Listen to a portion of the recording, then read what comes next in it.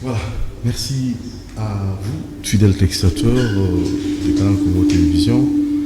Merci à mon Djambé, Karine Bébé, Jérémy Mboka et Christian Banjolo. Merci pour votre amour, votre travail. Nous allons commencer cette émission en remerciant l'Éternel des armées. Là, je vais aussi venir Demersi Kifou, qui va relever Christian Banjolo. Bon séjour à Kinshasa, à Mika Kalombo Sifwadjogo. Bon séjour à Kinshasa à monsieur Mika Kalombo. C'est signé Rebecca Kalombo, notre concert de Canal Congo Télévision. Voilà, alors on va très rapidement recevoir le révérend pasteur Cass qui, ensemble avec... en fait, il va nous présenter, il n'est pas venu seul, hein, de l'Obaza délégation. Nous représentons Mboté pour nous sur le solo Tandé l'affaire, le Polo Masuka. Mboté, révérend pasteur Cass. Mboté, frère. Sentez-vous bien? Oui, sentez-vous bien.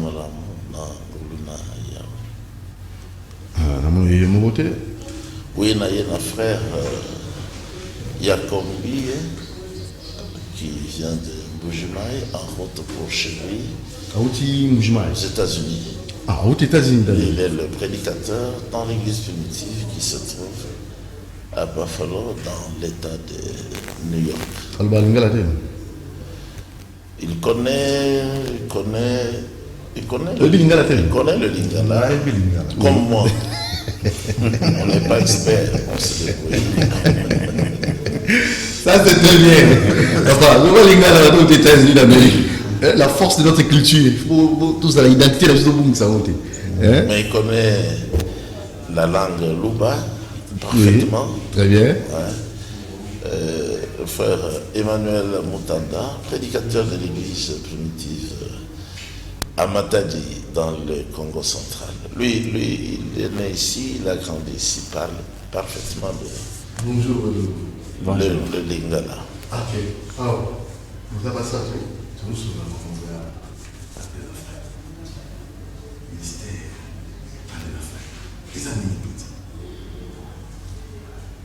pour na temps de la fin, tango ya suka, mystère ezali mingi. Mystère ya liboso bonzambe. Kotalisa olele nani azali mokeli.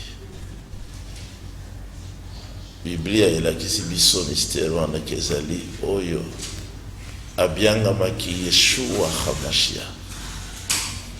Oyo ba déformé kombo na ye na batu ya poto. Bapesi ye kombo ya lokuta Jésus-Christ. Mais ye abiangamaki Yeshua Hamashia.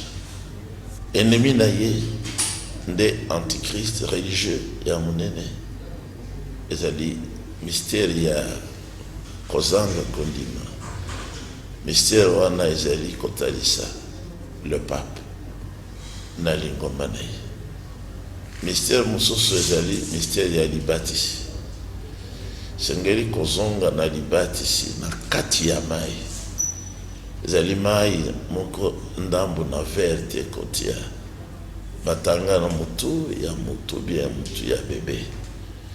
Mystère wana pe ezali ko rejeter kopesa libatisi na ba bébé.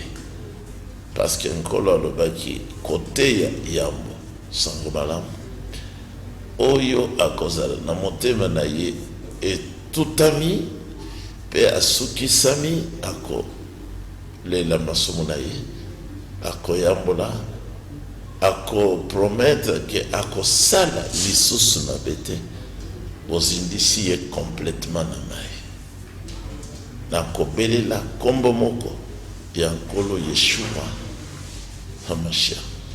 Baebanso bakosamaki na aspersion otangisama na moto ata bazindisamaki na mai.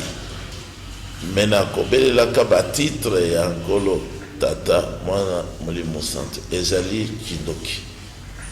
Libatisi ya solo mystère na yango ezali kotalisa kesengeli esalema na kati ya kombo ya nkolo ye moko Yeshua Hamashia mobikisi apakolamaki. Mystère mosusu ezali mystère ya kokendela lola, c'est-à-dire mystère ya lisekwa bandimi ya solo na kati ya lingomba ya nkolo. Tango nkolo akokita kouta na lola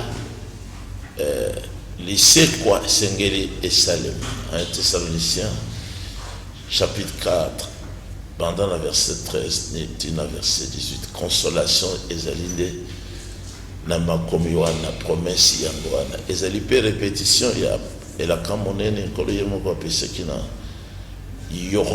Yohanan Jean 14, mitema na bino ezala na maote bozala troublé te, bondimela tata bondimela mpe ngai nakei likolo na lola kobongisela bino esika soki esili nakozonga ngai moko kozwa bino mpe komema bino na lola.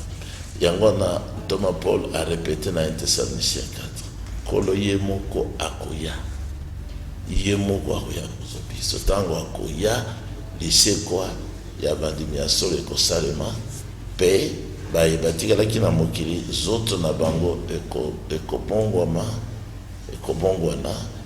batu nyonso bakokoma éternellement bajeune batu ya lingomba ya Jésus-Christ na mangomba ya mokili te. Oyo wana zali mystère ya iniquité, mystère ya Satan. Mystère mosusu ezali mystère ya lisumu oyo esalamaki na jardin d'Éden, semence du serpent, momboto ya nyoka. Nyoka wana azalaki koloba lokola mutu, azalaki kotambola na makolo lokola mutu.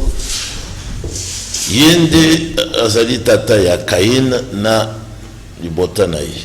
Lelo momboto na ye ezali wapi? Ezali ba catholique, ba missioni, ba méthodiste, ba pentecôtiste, bango banso azali momboto wana ya mabe ya nyoka.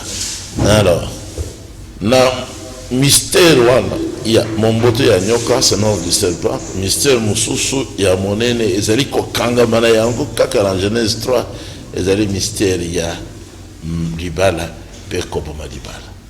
Nde place wana nkolo afongolaki mystère kotalisaki libala ya lolo ezali nde libala ya mobali moko basi ebele.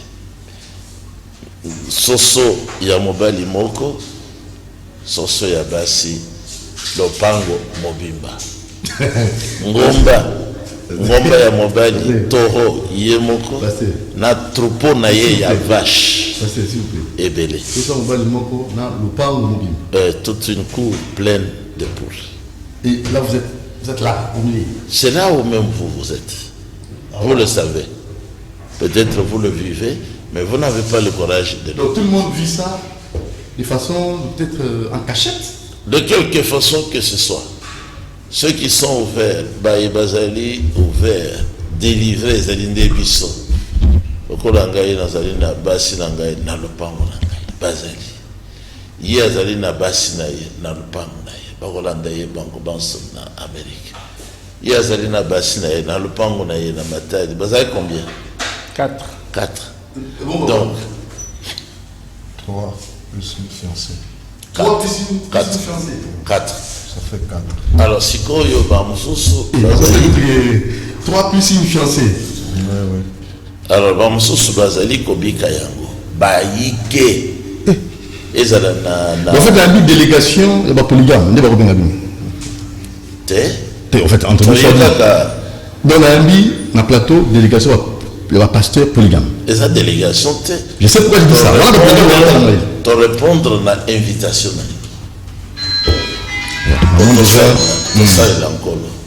Voilà, pour vous c'est l'Ankolo. Alors moi je voulais savoir, dans le Konabiso, en Amérique, enseignement où en Amérique, après dans ma carte d'IP, enseignement des pasteurs. Enseignement en Amérique, bandimi bazo ya tous appellent là incrédule. Là incrédule. bandini wana to yo surtout clair biso toza bandini parce que moto ya liboso oyo ateyaki polygamie la génération na biso eza prophète Branham awuti Amérique esika tabernacle na ye ezalaki ateyaka yango na Amérique sikoyo baaméricain ebele baza bandimi te bazobundisa militaire oyo mais yawe asaleli biso ngolu biso batu ya pamba batu ya zamba awa na Afrique toyambi militaire oyo ndenge pasteur Kasa auti kolakisa ye nde moto ateyaki yango mpe na mboka na biso moto ya liboso oyo ateyaki militaire oyo na télévision na mboka na biso mpe na mboka oyo ya zingazinga Congo Brazzaville biso tondimaki yango awa mais mosakoli mpe alobaki na lite na ye Apocalypse chapitre 4 première partie paragraphe 18 si je ne me trompe pas il dit Afrique a kotinda ba missionnaire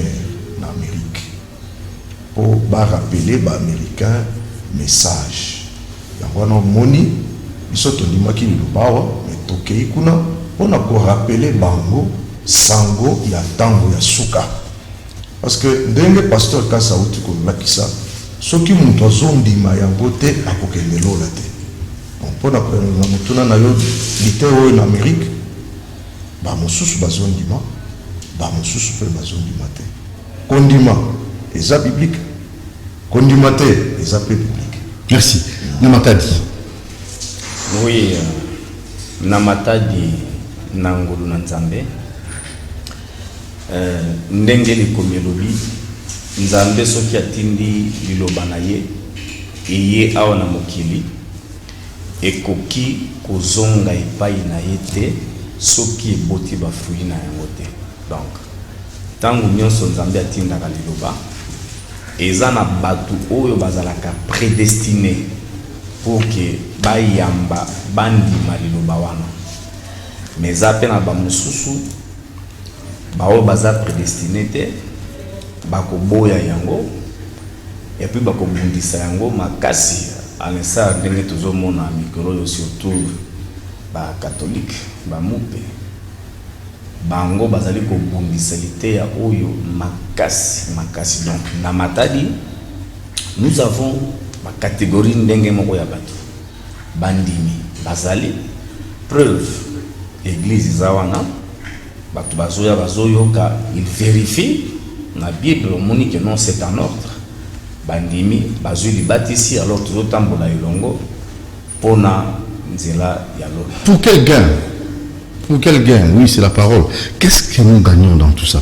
Parce que si vous avez un si mon corps, vous avez un BBT, si vous avez pour la bilan, voilà, c'est le bilan. Vous avez un bango belé, vous avez un mon corps. Nous gagnons quoi en multipliant, bassi, belé. Qu'est-ce que nous gagnons? Pour quel apport? Oui, biblique ou pas biblique, mais seulement nous gagnons. Mais Bible le dit que moi si azali aide. Mais et belé. Bien sûr. Bana et belé. Mais bien sûr. Pour le monde. Kaka ndenge tozobokola mwana moko kaka ndenge kobokola bana mibale misato même 100 okobokola bango kaka ndenge moko nangolu ya Nzambe parce que Nzambe akopambola yo kolandisa mana kondima oyo ozana na liloba oyo yaye. Donc likambu ya bana c'est pas ça vraiment un problème mais le kolobi na but nini parce que ezali likambu ya kokende lola mutu oyo ndenge frère Jacques alobi soki mutu andimi libala ya polygamie eza impossible akende lola parce que na Matthieu 25 Bible lobi boye bokondi ya likolo ekokani na mobali moko oyo azobala basi zomi mobali wana nde nkolo Jésus Christ basi zomi wana nde elilingi ya église na mokili mobimba.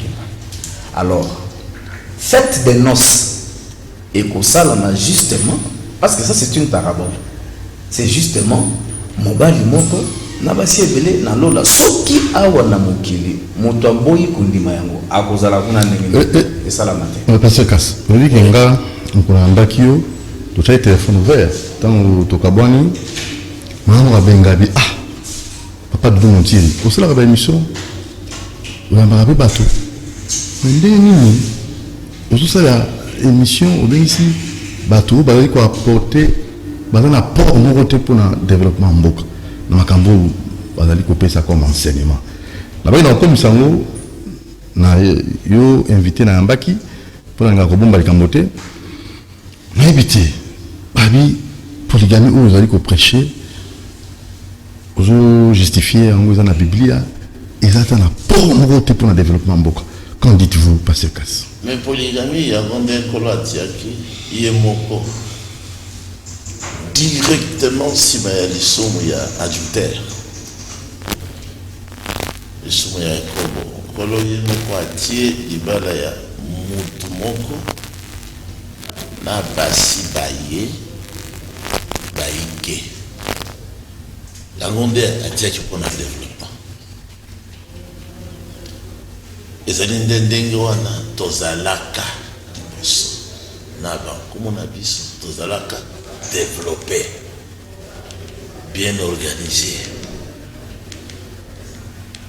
bato oyo bayelaki biso lingomba ya bango mpe euti na baromain bango nde bayekobebisa baye na bareligion ya lokuta bakotisi kindumba bango moko bazosala yango makasi. Est-ce que vous avez la preuve? La preuve ezali mais toye na badiscuter la preuve ezali mingi na kosala yango na pesi yo okoyokaka yo moko ntango tokokutana otunanga mituna libala wana développement en la polygamie et développer exemple il y a développement. Abraham azalaki développé kolo alobi na ye na contexte ya lelo on ezali na ntango kala eza ndenge moko développement oli ozala yo moko na mwasi moko d'abord na ndako na ye okosala étape ya développement bakisi mwasi mosusu mosala ekiti soki oza na 5 femmes ozali à l'aise na ndako mpona développement ya ndako sikoyo yoka olie ozala na peut-être mwana moko après 3-4 ans oye kozwa mwana mosusu soki oza polygame na mbula moko na basintana oza na 5 ans lokola ngai lelo naza na 30 enfants 30 bana oyo bakoli bakei bake kosala misala bakei kosala misala na bamboka misusu mais na ndako natikali kaka na bana kosi bazobotama bango bazobotama ti lelo soki sikoyo mboka na biso eza na procès ya bato bakenda kosala mosala mais ceux qui sont pas libota nyonso epesa 5 enfants 5 garçons nakopesa facilement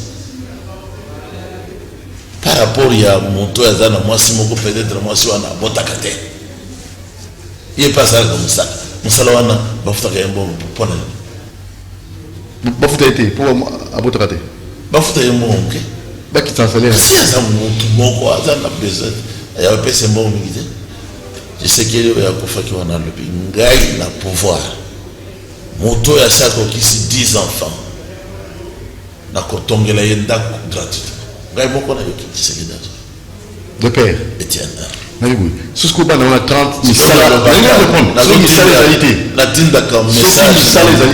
natindaka message na mwana na ye honore maloba ya tata na yo ngai naza na 30 enfants tongela ngai ngalo misato tata na yo nde alobaki yango oyebiki azalaki kosala azalaki kokumisa libala ya polygame nani Tshisekedi Etienne ngai naza na foto na ye na ndako basi na ye babale na bana na ye makambo ozobanga azaba na chef de l'état atelemi wana mwana na ye Tshisekedi Antoine atelemi wana balakisi ngai tala moto oyo lingaka tala mwasi oyo basi na ye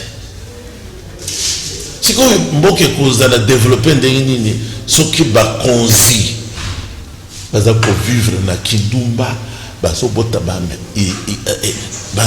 bazoboya na bana nkolo akopambola mboka te parce que bato oyo bazali kodirige bazali bahypocrite akopesa bango bénédiction te tala na Israël mpo na David Branham le prophète azwi emonise que chaque année David azalaki na bana kama babotami na basi ebele yango wana ata bayini balingi kodétruire Israël bazokoka te nkolo alobi boye bokozala développe tellement bokokoma ebele lokola zelo oyo ezalaka pemene foto yango wana nakanisi yango wana foto yango wana zolakisa Photo à karaté, photo shorté. Ya? Total. C'est ça. Alobi na Abraham, okopota bana ebele okozala développer. Bana na yo bakokoma lokola zelo. Moya kotanga bango exact. Développement moi. Pasteur. Oui. Contexte, oui, actuel et réalité dans Mboka, na ba crise autour nango. Les États-Unis, bana ba foutra bango. Mais ah ba foutra bana te. Yangwana moni okonza. Entre nous soit dit. Oui oui. Tout la clé. Papa a 30 enfants, a bilanga nae pasteur ça la avec ta, ça bilanga, maman ko sa bilanga, bana ba ko sa bilanga. Bon, bato bana ba koki on a été le roi pasteur casse. On a bisika bilanga, tout ça. Ils ont un poto dans les États-Unis, ba foutra bana. Ok. Omoni mokonzi ya mboka na biso azobunda makasi po vi wana ya poto ekoma pe awa na Kongo na biso. C'est ça. Nde bitumba na ye omoni depuis azwi bokonzi azobunda makasi baaméricain babungisi mboka na bango bana bazolia malamu bazokende classe orphelin nyonso eza bien toza pe na kondima ke oyo ezoleka kuna ekokomela mpe biso awa parce que Bible elobi il te sera fait selon ta foi. Alors mpona situation oyo ozoloba Développement, polygamie, développement facteur à développement. Polygamie ezo vraiment Nani, na peso exemple omoni bato bazokufa ebele na mboka na biso sida kindumba eleki soki yo oza mopanzi sango kende na victoire osala bainvestigation na ye kende na bapoint nyonso brillant ya kisasa komona bana basi baza ebele bazosala kindumba wana eza sous développement soki bazalaki na libala kutu mboka elingaki ezala bien bazala basi ya libala baboti bana baza na autorité na bango mobali na bango nde développement biso tozolo mais kotikala libanda tina ba 4 heures du matin pona bino eza bien basi wana soki otuni bango pona nini boza libanda bozoluka nini bakoyebisa bino toza na bamibali te sikoyo avantage ya polygamie eza ke basi wana bakozala basi occupé mosakoli na biso William Branham alobi boye dans le pays où la polygamie est pratiquée c'est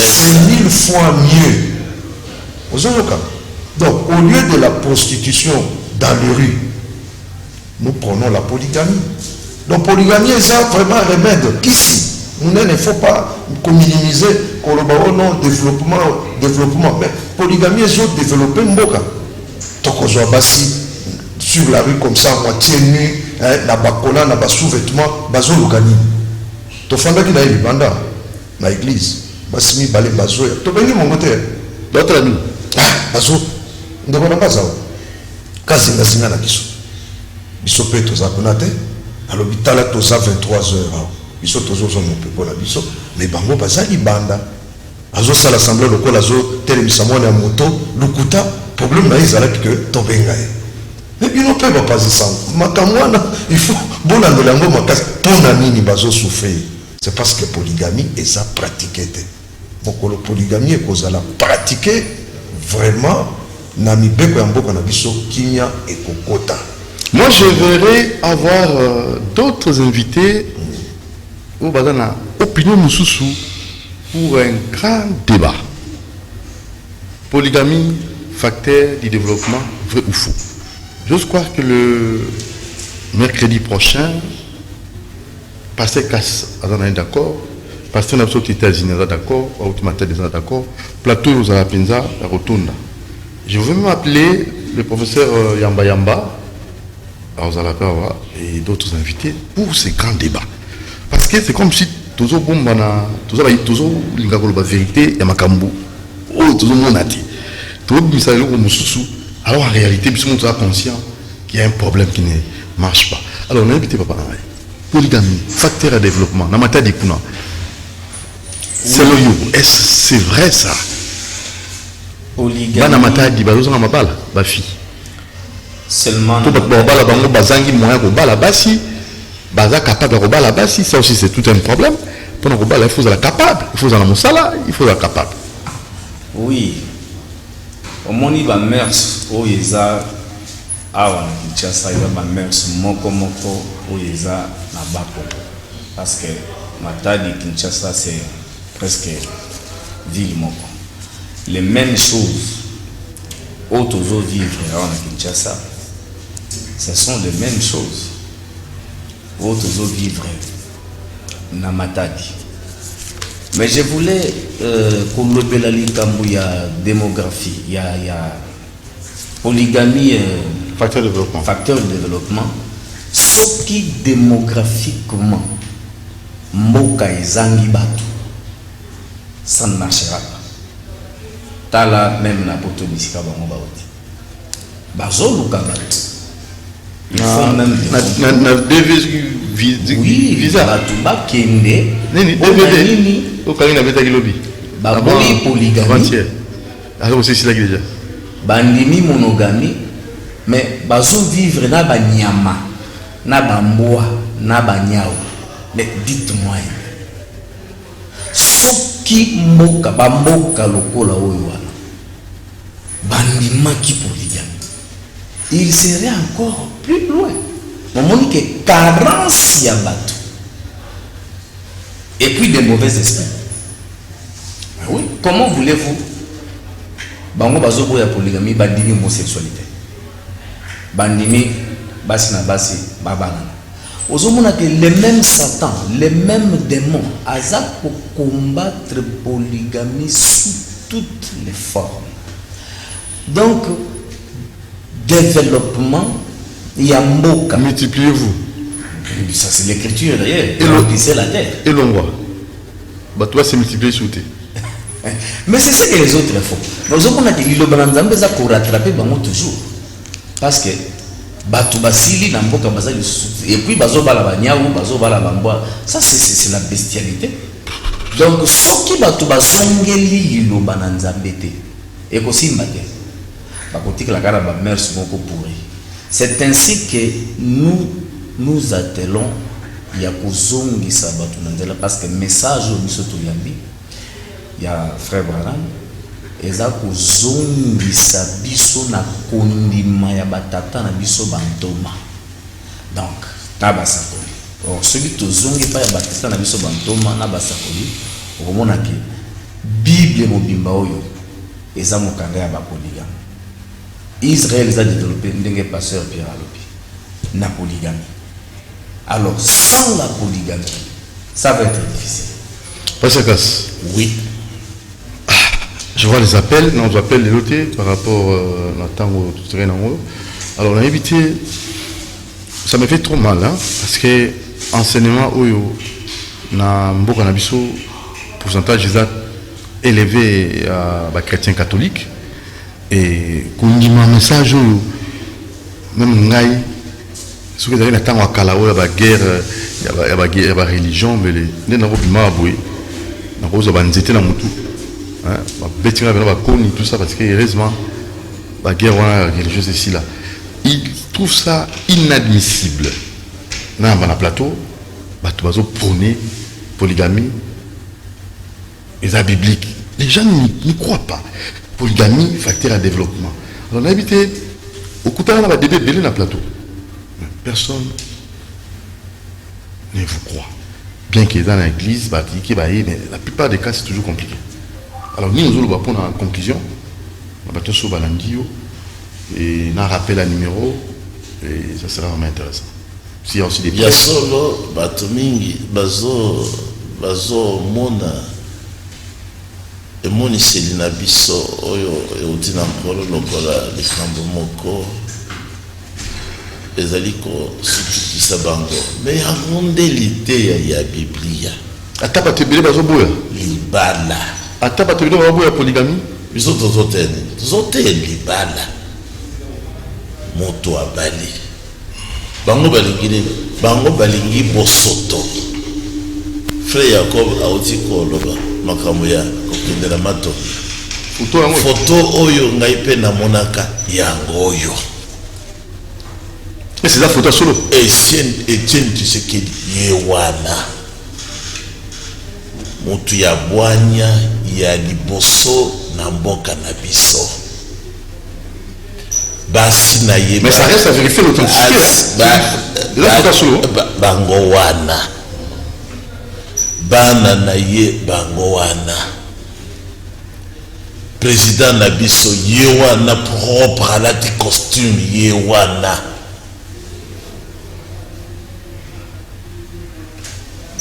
Mabe ezali place nini awa sikoyo soki yo ozali boye bamope oyo bakopesa yo lipa na bango wana te oyo ezali kutu modi bakopesa yango te. Non, c'est trop fort. Oyo ozali na basi mibale mepekisami wapi na bible na muntu azala na basi na ye babale te oyo tomoni wana ye mutu afungoli miso na bakongole nyonso bazalaki me babale te. Etienne Tshisekedi mayele eleki lelo bato baza kolata cravate bapesa ye merci yenda bimiseki makambo ya cravate. Alors sikoyo nkolo alobi awa na Deutéronome chapitre 4 mibeko na ngai yango bamitindo na ngai yango soki bomemi yango komemi ya yango kotia yango na misala na bino mabota manso makokama bino. Ok. Mabota manso makoloba boye oyo mboka oyo ezali monene boye na mayele ya boye na sagesse ya boye comme on a Deutéronome 4 ngai na kopambola bino ye président Tshisekedi alobaki na stade na nkolo ya Bible. Et pour finir alobaki yaka otrone awa ngai nazotindela ye message mais yakoki koya te soki liloba na ye bozwi yango te. pour rejoindre il faut baya ekozwa ye epai na biso na église primitive. mais nani mosusu aza nano liloba ya Abraham ye alobaki nzambe ya Abraham azalaki polygame nzambe ya Israel azalaki polygame basi mine développement ya Israel basi na ye bapesaki 12 garçons 12 fils bangonde basali développement ya Israël 12 tribus ya Israël bana ya polygame bangonde kutu bakomeli biso liloba na nzambe. Alors pour votre numéro de téléphone 089 199 50 question malembe pour benga la boza 0999 4 fois 1 99 58. La parole du Seigneur se trouve dans les Saintes Écritures des enfants d'Israël, un polygame avec 4 femmes. Tous les hommes qui sont chez nous, qui sont polygames, doivent sortir dans la lumière et se repentir. Demandez pardon à toutes les femmes qui sont cachées. Demandez pardon à tous les enfants qu'ils ont cachés. Vous allez voir comment Dieu va le développement du pays. Oui. Pasteur, pour un succès.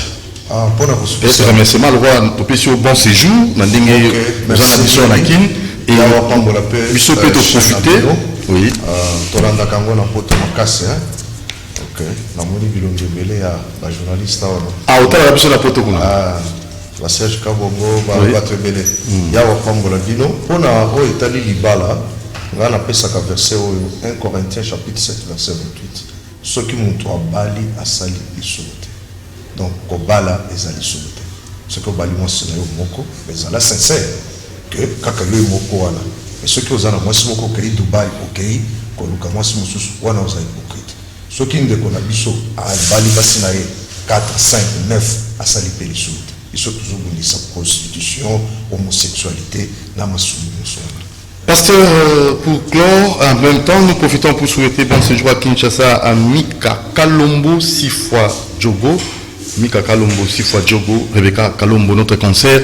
Tenez là à vous saluer et vous souhaiter bon séjour à Kinshasa. Mika Kalombo 6 fois Djogo. Matadi. Matadien. Kosukisa. Tozali kosenga na ba kinwa nyonso. Bandeko nyonso bo balingi liloba na Nzambe. Ba Congolais en général. Balongwa na mangomba ya lukuta bazali kokosaka bango na liteya ya monogamie obligatoire. Basala effort soki balingi komona nkolo. Baya na église primitive parce qu'il est comme le vete biso toza ba oya Nzambe. Oyo ayebi Nzambe akoyoka biso, c'est-à-dire akososola te liloba oyo tozoteya euti na biso te eza invention na biso te kasi ezali liloba oyo nkolo apesi mpona bato bakangola. C'est bon. Merci dans Pasteur Cass, dans les États-Unis. Merci. Dans le Matadi. Plateau za pour nabatu nyonso. Nous mon tiri, tout a ouvert sur le niveau pesa mécanisme sous. Polygamie, facteur à développement, vrai ou faux. Alors mercredi prochain, sur nous on a plateau Bengi dans 089 61 52 634 plus 243 89 61 52 634. Tous on a plateau pour tout méga pour ça la peine débat. Merci à mon Djambé la réalisation. Merci à la charmante Karine Bébé, la femme du chef. La prise de vie, sourire, toujours souriante, ça c'est très bien. Merci à Alain Kabongo, la coordination. Merci à Dieu merci Kifou, Kissa Banjolo, vraiment Konda. Allez, demain 10h30 pour notre numéro. Portez-vous bien, abonnez-vous.